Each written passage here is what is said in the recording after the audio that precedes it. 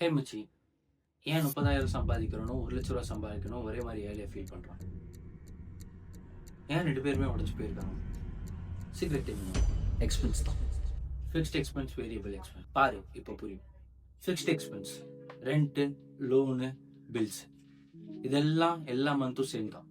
இது வர சேலரியை சாப்பிட்ரு.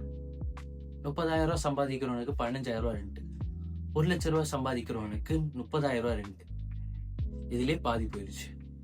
Variable expense, fun, food, movies, shoppings, இதெல்லாம் பொறுமையா பெருசா வளரும். 15,000 ரூபாய் சம்பாதிக்கிறவனுக்கு 5,000 ரூபாய் எக்ஸ்ட்ரா செலவு பண்ணுவான். 1,00,000 ரூபாய் சம்பாதிக்கிறவனுக்கு 15,000 ரூபாய் எக்ஸ்ட்ரா செலவு பண்ணுவான். புஃப், மொத்தமா காலி. இப்போ அடிஷனல் கேஷ் வருதுன்னு வைங்க, ஃபிக்ஸ்ட் எக்ஸ்பென்ஸ் சேமா தான் இருக்கும். ஆனா வேரியபிள்ஸ் பெருசா மொத்தமா காலி பண்ணிடும். 1,00,000 ரூபாய் சம்பாதிக்கிறவன் உடஞ்சு போறான், எதுவுமே சேவ் பண்ண முடியல.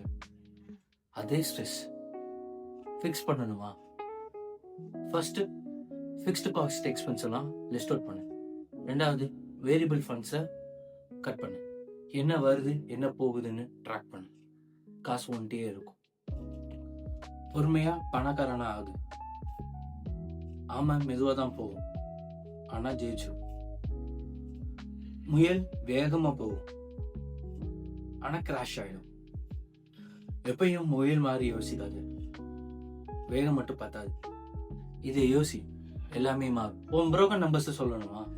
கமெண்ட்ல புரோக்கன் சொல்லி டைப் பண்ணுங்க, நான் டிஎம் பண்றேன். அப்படியே ஃபாலோ பண்ணுங்க. நிறைய சொல்ல வேண்டியதுக்கு உன்ட்ட. இன்னொன்று சொல்லணும்.